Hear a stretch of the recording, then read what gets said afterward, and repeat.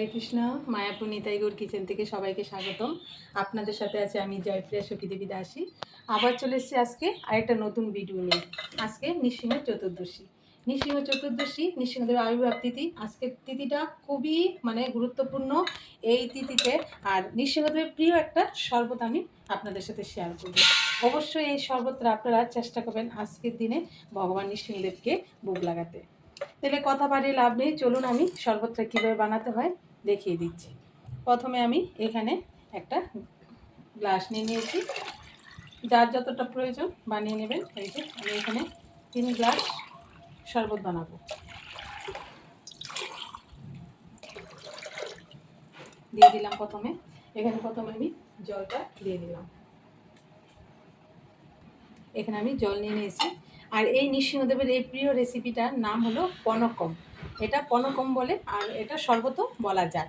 যেহেতু নৃসিংহদেব প্রিয়, এই আর কি উপকরণ লাগছে সেটা আপনাকে বলে দিচ্ছি। এখানে আমি নিয়েছি সন্দক লবণ, এটা পরিমাণ মতো আমি দেবো। আর এখানে নিয়েছি একটু আদার জুস করে বের করে নিয়েছি। আর এখানে নিয়েছি একটু তেঁতুল গুলে নিয়েছি জলের মধ্যে, পালটা বের করে নিয়েছি। আর এখানে নিয়েছি গোলমরিচ গুঁড়ো আর একটা এলাচ একটু থেতু করে নিয়েছি। আমি এখানে পনকমটা বানানোর জন্য আমি এখানে এটা আপনারা চাইলে গুড় দিয়ে বানাতে পারেন, আখের গুড়, খেজুর গুড়, তালের গুড়, যে কোনো গুড় দিয়ে। আমি আজকে তাল মিষ্টি দিয়ে বানাবো, এটা তাল মিষ্টি দিয়েও বানানো যায়। এখানে আমি 3 চামচ তাল মিষ্টিটা গুঁড়ো করে নিয়েছি। 3 চামচ তাল মিষ্টি গুঁড়ো দিয়ে দিচ্ছি। আমি এখানে স্বাদ মতো সন্দক লবণ দিয়ে দিচ্ছি। আর এখানে আদার জুসটা দিয়ে দিচ্ছি। যেহেতু আমি 3 গ্লাস জুস বানাবো, তার জন্য কতটা পরিমাণ লাগছে সেই বুঝে দিয়ে দিচ্ছি।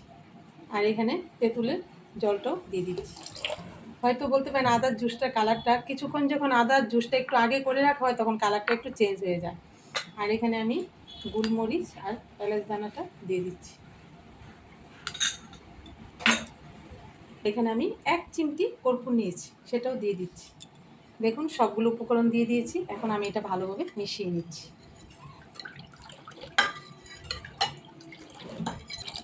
দেখুন ভালোভাবে মিশিয়ে নিয়েছি। এই যে একদম মিষ্টি গুঁড়োটাও গলে গেছে, আর সবগুলো উপকরণ ভালোভাবে মিশিয়ে নিয়েছি।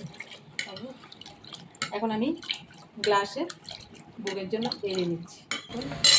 ভগবানের জন্য গ্লাসে বেড়ে নিচ্ছি। এই যে দেখুন নৃসিংহদেব প্রিয় শরবত পনকম রেডি হয়ে গেছে। এখন আমি নৃসিংহদেবকে তুলসী পাতা দিয়ে ভোগ লাগিয়ে দেব। এই যে তুলসী পাতা দিয়ে দিলাম। এখন আমি এটা নৃসিংহদেবকে ভোগ লাগিয়ে দেবো। আর আপনারা অবশ্যই এই রেসিপিটা আজকে ভগবান নৃসিংহদেবকে বানিয়ে ভোগ লাগাবেন। ভোগ লাগিয়ে ভগবানের প্রসাদ গ্রহণ করবেন। আর সবাই ভালোভাবে নৃসিংহ চতুর্দশী পালন করুন, ভগবানের কৃপা লাভ করুন। আজকের মতো ভিডিও এখানে শেষ। সবাই ভালো থাকবেন, সুস্থ থাকবেন। আবার দেখা হচ্ছে পরের ভিডিওতে। হরে কৃষ্ণ।